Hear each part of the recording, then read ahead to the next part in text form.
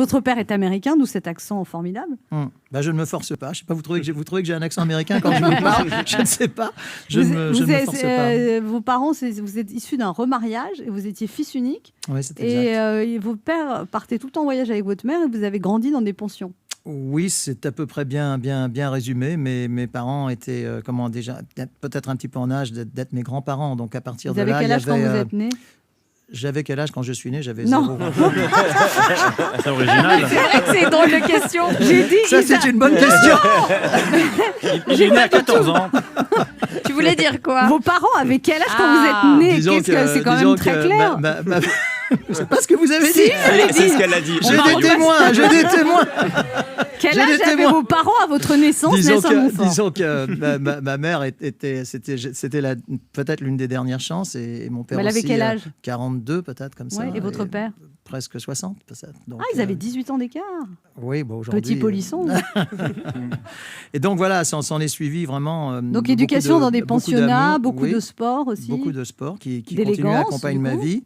J'espère. Et puis la musique, la passion de la musique, de la chanson.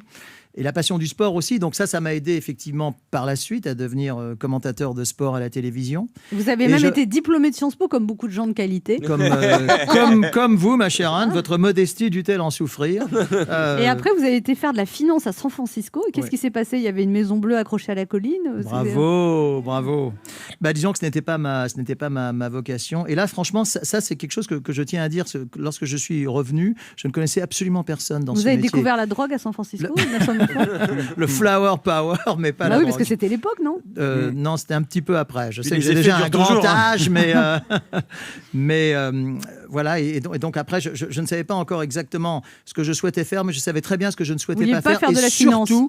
Oui, j'ai beaucoup de respect pour les personnes qui travaillent dans ce domaine-là, mais ce n'était pas pour moi.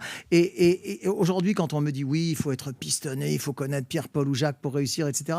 En tout cas, je sais que ce n'est pas vrai. Vous n'étiez pas pistonné, vous avez juste couché. Personne. C'est ce qu'on m'a dit. On m'a dit Nelson Montfort a couché pour réussir. Avec Philippe Candelro, c'était voilà, je l'attendais celle-là. C'était pas dingue. J'étais même étonné qu'il n'apparaisse pas plus tôt dans notre conversation. Et puis voilà, et après de fil en aiguille, par passion, par rencontre aussi, Jacques Chancel, que vous connaissez tous, qui a été mon parrain dans la profession. Il vous a dit le plus important, c'est d'aimer les gens? Oui, c'est exact. Et ça, vous en êtes l'incarnation, Anne. Je pense qu'il est impossible de réussir dans ce métier sans aimer les gens, mais surtout sans les aimer sincèrement. Moi, c'est vrai que je vais vers les gens et ils me le rendent bien. Qu'est-ce que vous disent les gens dans la rue Nelson Montfort? Bah, écoutez, déjà, je commente du sport à la télévision, donc forcément, c'est un domaine moins clivant que la politique étrangère, que les religions, que les guerres, que tout ça, ou que les affaires sociales. Donc, la plupart du temps, me disent des choses extrêmement sympas. Ce qu'on me dit en ce moment, ça me fait plutôt plaisir. Et continuer le plus longtemps possible. Alors ça, je ne sais pas, mais ça me fait plaisir. Et puis bon, d'après, c'est par rapport à coronavirus ou pas?